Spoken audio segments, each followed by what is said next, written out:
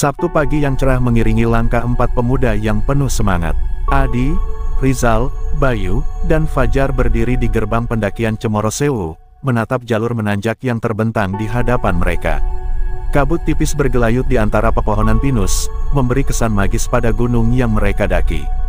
"Siap, bro?" tanya Rizal sambil mengecek perlengkapannya. Adi mengangguk mantap, senyum lebar mengembang di wajahnya.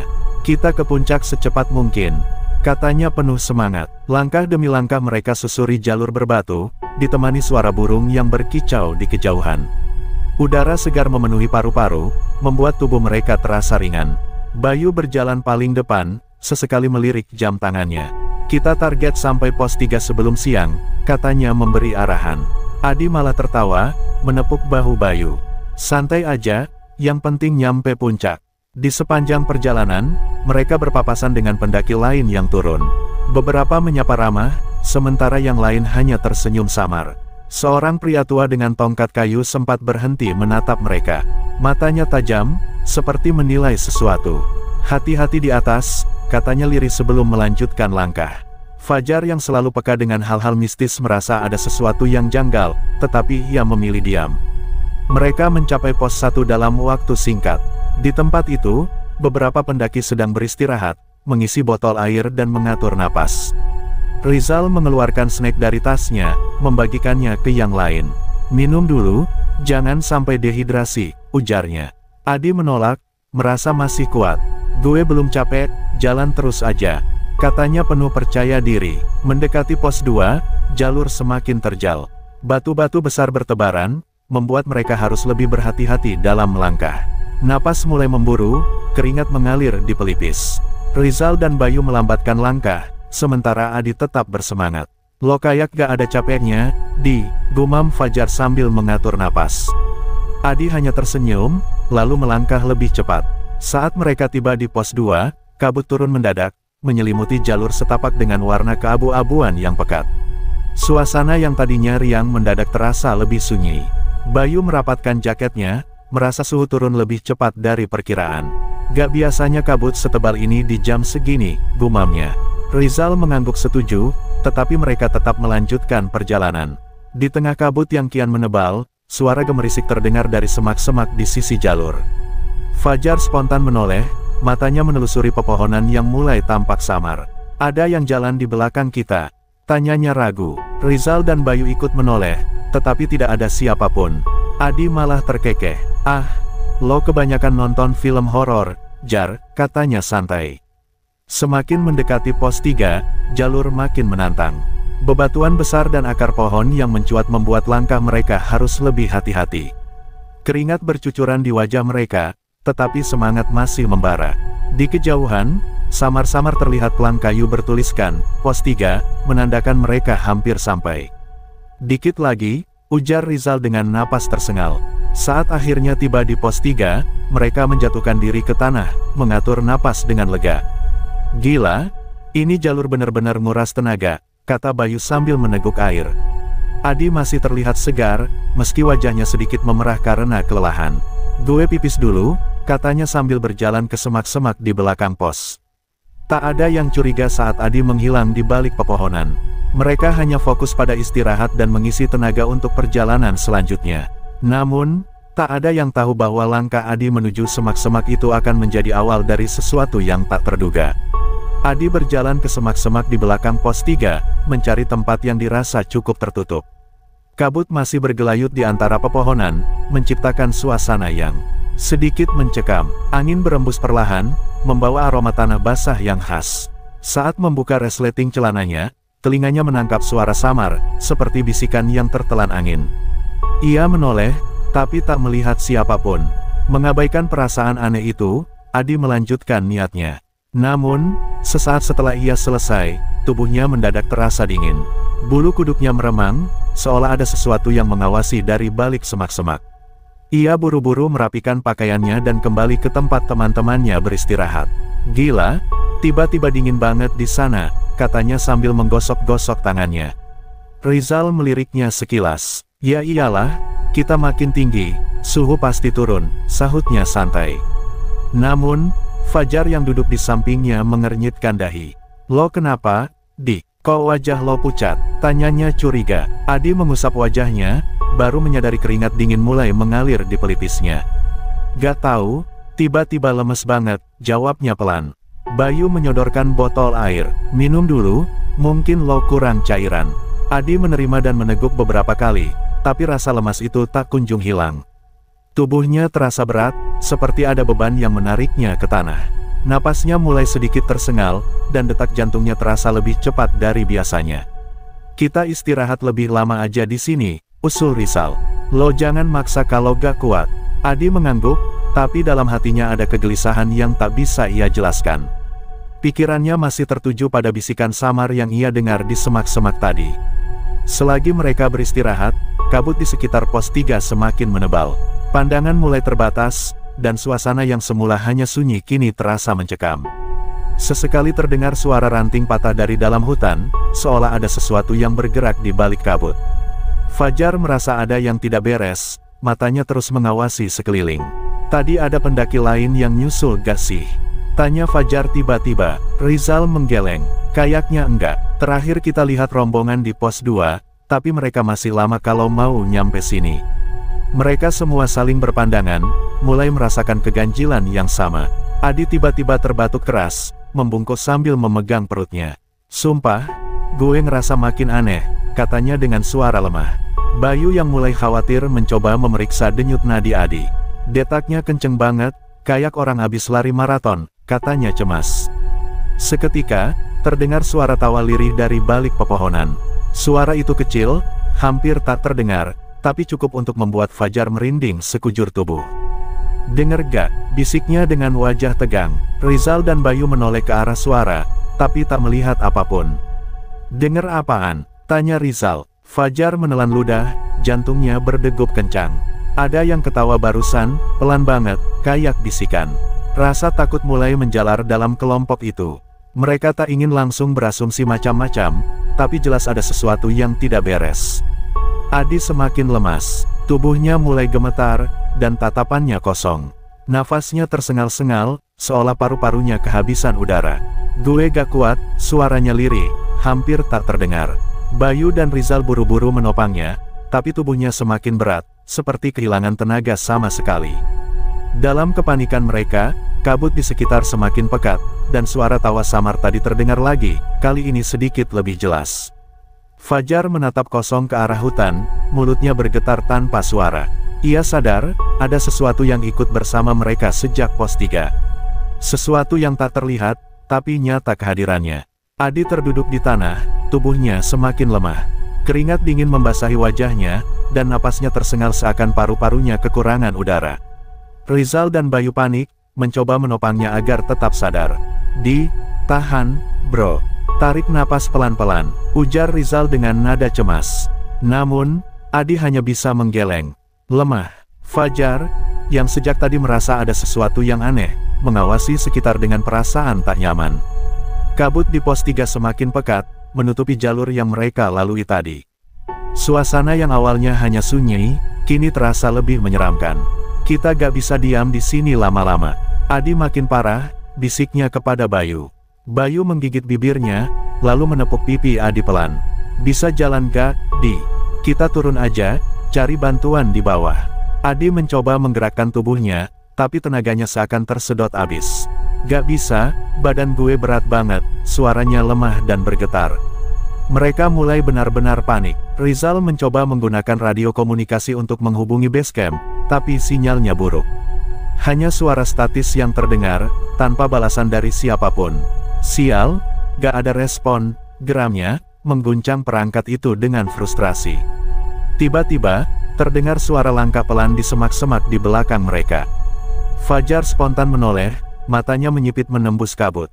Ia yakin ada sesuatu yang bergerak di sana. Siapa di sana? Serunya lantang. Tak ada jawaban, hanya kesunyian yang semakin menekan.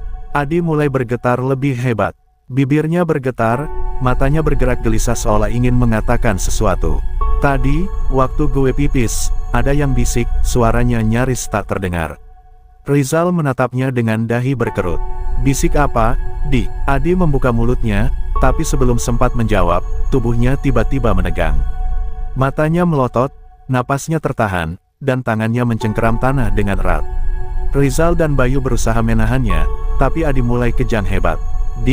Jangan kayak gini, bro. Lawan, teriak Bayu panik. Tiba-tiba, dari balik pepohonan, terdengar suara tertawa samar, lebih jelas dari sebelumnya. Kali ini, suara itu terdengar seperti anak kecil yang sedang bermain-main. Fajar menelan ludah, bulu kuduknya meremang. Ia sadar sesuatu sedang mengintai mereka sejak tadi. Adi tersentak satu kali, lalu diam. Tubuhnya lemas, matanya terbuka tanpa ekspresi. Nafasnya tak lagi terdengar. Rizal buru-buru menempelkan telinga ke dadanya, mencari denyut nadi. Detik-detik berlalu, dan wajah Rizal memucat. Ia menggeleng pelan, matanya berkaca-kaca. Dia gak napas, suaranya lirih. Bayu mundur selangkah, tangannya menutupi mulutnya, tak percaya dengan apa yang baru saja terjadi. Fajar hanya bisa menatap kosong, tubuhnya gemetar. Baru beberapa menit lalu Adi masih bercanda dengan mereka, dan sekarang, dia sudah tak bernyawa. Angin tiba-tiba bertiup kencang, membuat dedaunan bergetar hebat. Kabut semakin menebal, seakan menelan pos 3 dalam bayangan suram. Suara tawa kecil itu menghilang, digantikan oleh keheningan yang menyesakkan. Mereka bertiga hanya bisa duduk terpaku, menghadapi kenyataan bahwa perjalanan ini baru saja berubah menjadi mimpi buruk. Dari kejauhan, samar-samar terdengar suara lain. Suara yang lebih dalam, lebih berat, dan lebih menyeramkan. Seolah ada sesuatu di dalam kabut yang sedang memperhatikan mereka, menunggu, dan mungkin, menginginkan lebih. Rizal masih berusaha mencerna kenyataan yang ada. Tangannya gemetar saat menyentuh leher Adi, berharap masih ada denyut nadi yang bisa dirasakan. Namun, yang ia temukan hanyalah keheningan yang menyeramkan. Dia beneran mati. Suaranya bergetar, matanya berkaca-kaca. Bayu mundur perlahan, wajahnya pucat pasi. Ia tidak bisa menerima apa yang baru saja terjadi. Baru tadi dia bercanda, baru tadi dia masih jalan sama kita, katanya lirih. Kengerian mulai merayap di hatinya, membuatnya merasa seakan-akan napasnya ikut tersengal. Fajar tidak berkata apa-apa, ia masih terdiam, menatap tubuh Adi yang kini terbujur kaku di tanah. Namun, di antara rasa takut dan sedih yang mencekam, ia merasakan sesuatu yang lebih mengerikan, sebuah kehadiran yang tak terlihat. Ada sesuatu di sekitar mereka, dan itu semakin jelas sejak Adi mengembuskan napas terakhirnya. Dari balik kabut yang semakin tebal, terdengar suara seperti ranting yang terinjak. Suara itu bukan berasal dari mereka bertiga. Rizal langsung menoleh ke arah semak-semak, matanya mencari-cari sumber suara. Siapa itu? Teriaknya, meskipun ia tak yakin ingin tahu jawabannya. Tak ada jawaban, hanya desiran angin yang makin kencang. Namun, perasaan diawasi semakin kuat. Bayu mulai berkeringat dingin, jantungnya berdegup kencang. Kita harus turun sekarang juga, ucapnya dengan suara hampir berbisik. Fajar menatap tubuh Adi, lalu ke arah jalur turun. Kita gak bisa ninggalin dia, katanya pelan, meskipun ia sendiri tak tahu bagaimana cara membawa tubuh temannya itu ke bawah. Rizal menggigit bibirnya, berpikir keras. Jika mereka tetap di sini, mereka mungkin dalam bahaya. Namun, meninggalkan Adi begitu saja juga bukan pilihan. Kita gotong dia turun, cari bantuan di bawah, ujarnya tegas. Mereka bertiga mengangkat tubuh Adi, tapi saat baru beberapa langkah, kabut di sekitar mereka berputar seperti pusaran. Angin dingin menamparkan wajah mereka, membuat tubuh mereka merinding. Dari kejauhan, samar-samar terdengar suara lain, suara seseorang yang berbisik, atau mungkin bernyanyi dengan nada yang ganjil. Bayu semakin ketakutan. Rizal, cepat, kita harus keluar dari sini. Suaranya terdengar putus asa. Ia tak ingin tahu apa yang bersembunyi di balik kabut itu. Ia hanya ingin pergi sejauh mungkin. Fajar menggertakkan giginya, berusaha tetap fokus. Namun, dari ekor matanya, ia melihat sesuatu yang membuat tubuhnya kaku. Di antara pepohonan, ada sosok berdiri. Tinggi, kurus, dan tidak bergerak. Sosok itu samar dalam kabut, tapi kehadirannya begitu nyata. Jangan lihat ke sana, bisik Fajar dengan suara serak. Namun, terlambat. Rizal dan Bayu sudah menoleh. Dalam sekejap, tubuh mereka berdua membeku dalam ketakutan. Sosok itu tidak memiliki wajah. Seketika, udara di sekitar mereka menjadi berat. Nafas terasa sulit, kaki seperti tertahan oleh sesuatu yang tak terlihat. Sosok itu tetap berdiri di sana, mengawasi mereka tanpa mata. Dan dari tempatnya berdiri, terdengar suara tawa pelan yang sama seperti sebelumnya, hanya kali ini, suara itu lebih dekat. Jauh lebih dekat. Kabut semakin pekat, mengurung mereka dalam lingkaran ketidakpastian. Udara di sekitar terasa lebih dingin, seolah-olah suhu turun drastis hanya dalam hitungan detik. Rizal, Bayu, dan Fajar berdiri kaku. Napas mereka tertahan melihat sosok tak berwajah itu berdiri diam di antara pepohonan. Meski tanpa mata, mereka bisa merasakan tatapannya yang menusuk hingga ke tulang. Bayu berusaha bergerak, tapi tubuhnya terasa berat. Jantungnya berdetak begitu kencang hingga terasa menyakitkan di dadanya. Apa-apaan ini, gumamnya lirih, hampir tak bisa bersuara. Rizal menelan ludah, mencoba menenangkan diri, tapi kakinya gemetar tanpa kendali. Sosok itu tidak bergerak, hanya berdiri di sana, diam dalam kesunyian yang menyeramkan. Fajar menutup matanya sejenak, mencoba berpikir jernih. "Jangan lihat ke arahnya," bisiknya. Suaranya bergetar, tapi ia berusaha tetap fokus. "Kita harus keluar dari sini, sekarang." Rizal dan Bayu mengangguk pelan, meskipun ketakutan masih mencengkeram mereka.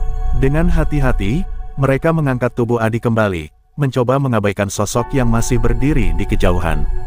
Namun, baru beberapa langkah, suara tawa itu kembali terdengar, lebih dekat, lebih menusuk, dan kali ini bercampur dengan bisikan yang tidak bisa mereka pahami. Fajar menggigit bibirnya, menolak untuk menoleh. Tapi Rizal tidak bisa menahan rasa ingin tahunya. Ia melirik ke arah pepohonan, dan seketika tubuhnya membeku. Sosok itu kini jauh lebih dekat, hanya beberapa meter dari mereka. "Sial, dia bergerak!" teriaknya, membuat Bayu hampir menjatuhkan tubuh Adi karena panik. Tanpa berpikir panjang, mereka bertiga mulai berlari, meninggalkan pos 3 secepat yang mereka bisa. Nafas tersengal, kaki tersandung batu dan akar, tapi mereka tidak peduli. Yang mereka tahu, mereka harus menjauh dari tempat itu. Namun, semakin mereka berlari, semakin kabut menebal, membuat jalur setapak nyaris tidak terlihat. Fajar menoleh ke belakang dan merasakan darahnya membeku. Sosok itu masih ada, tidak berlari, tapi tetap mengikuti mereka dengan cara yang tidak masuk akal. Setiap kali mereka berkedip, jaraknya semakin dekat, seperti tidak berjalan, tapi tiba-tiba muncul lebih dekat. Rizal menggertakkan giginya. "Kita gak bisa terus lari. Kita butuh tempat berlindung," ujarnya dengan suara putus asa. Bayu mengedarkan pandangan, dan di tengah kabut ia melihat sebuah batu besar dengan sedikit cekungan di sisi kanan jalur. "Ke sana, kita sembunyi dulu," serunya. Mereka bertiga bergegas menuju batu besar itu, berjongkok di baliknya sambil mencoba menahan napas. Jantung mereka berdebar begitu kencang, hampir terdengar di telinga sendiri. Tak ada suara selain desiran angin yang semakin menusuk tulang. Fajar mencengkeram tanah dengan kuat, berharap mereka benar-benar tidak terlihat. Namun, di saat mereka merasa sedikit aman, sesuatu yang mengerikan terjadi. Perlahan, suara langkah mendekat. Berat, lambat, tapi pasti. Mereka tak bisa melihat sosok itu dari balik batu, tapi mereka tahu, makhluk itu kini hanya beberapa langkah dari tempat mereka bersembunyi. Rizal merapatkan tubuhnya ke batu, menggenggam tangan Bayu yang gemetar. Sementara itu, Fajar menahan napas, matanya terpejam erat. Dalam hening yang menyesakkan, suara itu berhenti tepat di depan batu tempat mereka bersembunyi. Tidak ada yang berani bergerak. Tak ada yang berani bernapas terlalu keras. Namun, di antara desiran angin, suara itu kembali terdengar. Suara tawa pelan yang kini berubah menjadi bisikan, tepat di telinga mereka. Bisikan itu terdengar jelas di telinga mereka, seperti suara seseorang yang berbicara tepat di belakang kepala. Fajar menggertakkan giginya, tubuhnya bergetar hebat. Bayu memejamkan mata, berusaha menahan diri agar tidak berteriak. Sementara itu, Rizal mencoba mengatur napasnya yang tersengal, tapi ketakutan membuat dadanya terasa semakin sesak. Mereka tidak berani bergerak. Sosok itu, entah siapa atau apa, masih berdiri di depan batu besar yang menjadi tempat persembunyian mereka. Angin berembus kencang, membawa aroma tanah basah bercampur dengan sesuatu yang lebih aneh, bau anyir yang membuat perut mereka mual. Lalu, suara itu kembali terdengar. Kali ini lebih jelas, lebih menyeramkan. "Kenapa lari?" Suaranya seperti serpihan angin yang merayap masuk ke dalam telinga mereka. Bayu menutup mulutnya dengan tangan, mencoba meredam rasa takut yang hampir membuatnya kehilangan kendali. Tiba-tiba, terdengar suara langkah yang menyeret di atas tanah. Makhluk itu bergerak, mendekati batu tempat mereka bersembunyi. Rizal menahan napas, matanya menatap Fajar dan Bayu dengan panik. Mereka semua tahu, jika makhluk itu menemukan mereka, tidak ada yang tahu apa yang akan terjadi. Suara itu semakin dekat, lalu, sesuatu yang lebih mengerikan terjadi. Dari celah batu, Rizal bisa melihat bayangan panjang yang menjalar di tanah. Bayangan itu tidak berbentuk manusia, tapi lebih menyerupai sosok yang tinggi dengan tangan yang terlalu panjang dan kaki yang tidak menyentuh tanah. Fajar hampir saja berteriak ketika tiba-tiba terdengar suara lain dari kejauhan. "Hei, ada orang di sana, itu suara manusia." Seketika, suasana berubah. Sosok itu berhenti bergerak, angin yang tadi bertiup dingin mendadak menghilang, dan kabut perlahan mulai menipis. Tanpa berpikir panjang, Rizal mengambil kesempatan ini. "Ayo lari sekarang," bisiknya tegas. Mereka bertiga bangkit dan langsung berlari menuju sumber suara, meninggalkan batu besar dan makhluk menyeramkan itu di belakang. Mereka terus berlari meskipun kaki terasa lemas. Nafas mereka tersengal, tapi rasa takut lebih besar daripada rasa lelah. Setelah beberapa meter, mereka akhirnya melihat sesosok pria berbaju jaket tebal dan mengenakan headlamp. "Kalian dari kelompok mana?" tanya pria itu heran. Bayu hampir menangis lega. "Tolong, teman kami, Adi, dia," ucapnya terputus-putus, masih terengah-engah. Pria itu menatap mereka dengan ekspresi cemas, lalu mengarahkan cahaya senter ke arah mereka. Namun, sebelum ia bisa bertanya lebih lanjut, ekspresinya tiba-tiba berubah drastis. Wajah pria itu mendadak pucat. Tangannya gemetar saat ia mengarahkan senter ke salah satu dari mereka. "Astaga, kalian," ucapnya dengan suara serak. Rizal dan Fajar saling berpandangan, bingung dengan reaksi pria itu. "Ada apa?" tanya Rizal dengan napas tersengal. Pria itu tidak langsung menjawab. Ia hanya melangkah mundur perlahan, seolah melihat sesuatu yang mengerikan. Cahaya senter di tangannya bergetar hebat, menyinari wajah mereka bertiga. Saat itulah, mereka melihat sesuatu yang membuat darah mereka membeku. Bayangan mereka di tanah, tidak ada. Mereka bertiga berdiri di bawah sinar terang, tapi tubuh mereka sama sekali tidak memproyeksikan bayangan. Seakan-akan, mereka bukan lagi bagian dari dunia ini. Keheningan yang mencekam menyelimuti mereka. Rizal, Bayu, dan Fajar saling berpandangan dengan wajah pucat, menyadari sesuatu yang tidak wajar. Bayangan mereka, atau lebih tepatnya, ketiadaan bayangan mereka, menjadi pertanda bahwa ada sesuatu yang telah berubah. Pria yang mereka temui masih berdiri di tempat, tubuhnya kaku seperti melihat sesuatu yang tak seharusnya ada. Tangannya gemetar, dan senter di genggamannya perlahan meredup. "Ini, gak mungkin," gumamnya, hampir tak bersuara. Fajar mencoba melangkah mendekat, tapi pria itu justru mundur dengan ekspresi ketakutan. "Jangan dekati aku," serunya panik. Rizal mengangkat kedua tangannya, berusaha menenangkan. "Kami gak akan menyakitimu. Tolong, kami butuh bantuan." Suaranya penuh keputusasaan. Namun, pria itu terus mundur, matanya masih terpaku pada mereka.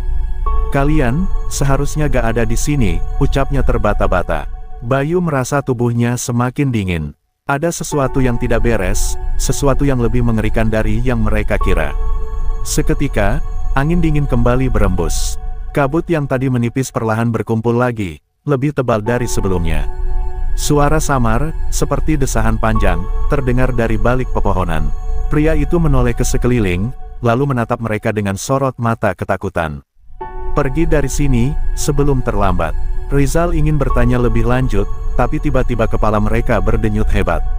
Seakan ada tekanan tak terlihat yang menghantam mereka secara bersamaan.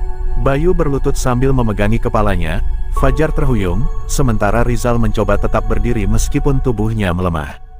Dari balik kabut, suara langkah menyeret kembali terdengar. Pelan, namun pasti. Bayu membuka matanya yang berair karena rasa sakit, dan yang ia lihat membuat jantungnya hampir berhenti. Sosok tak berwajah itu kembali. Kini, sosok itu lebih jelas terlihat. Tubuhnya tinggi dan kurus, dengan tangan yang panjang menjuntai hingga hampir menyentuh tanah. Kepalanya halus tanpa fitur apapun, tanpa mata, hidung, atau mulut, tapi mereka bisa merasakan tatapan yang begitu tajam menusuk ke dalam jiwa. Pria yang mereka temui membeku, tubuhnya bergetar hebat. Ia mencoba melangkah mundur, namun kakinya tersandung akar, membuatnya jatuh terduduk. "Tidak, jangan," bisiknya ketakutan. Makhluk itu semakin mendekat. Setiap langkahnya menimbulkan bunyi gesekan yang mengerikan di atas tanah. Bayu ingin berteriak, tapi suaranya tercekat di tenggorokan. Rizal mencoba menarik Fajar berdiri, tapi tubuhnya sendiri terasa berat, seakan ada sesuatu yang menahannya. Lalu, dalam sekejap, semuanya berubah. Kabut yang menyelimuti mereka tiba-tiba berputar, membentuk pusaran yang menghisap cahaya di sekitar mereka. Suara berdesir semakin keras, menggema di telinga mereka seperti bisikan dari dunia lain. Dan sebelum mereka sempat memahami apa yang terjadi, kegelapan menyelimuti mereka sepenuhnya. Tidak ada lagi suara, tidak ada lagi angin, hanya kekosongan yang dingin dan sunyi. Dunia di sekitar mereka seakan menghilang, meninggalkan pertanyaan besar. Apakah mereka masih hidup, atau sudah menjadi bagian dari sesuatu yang lain?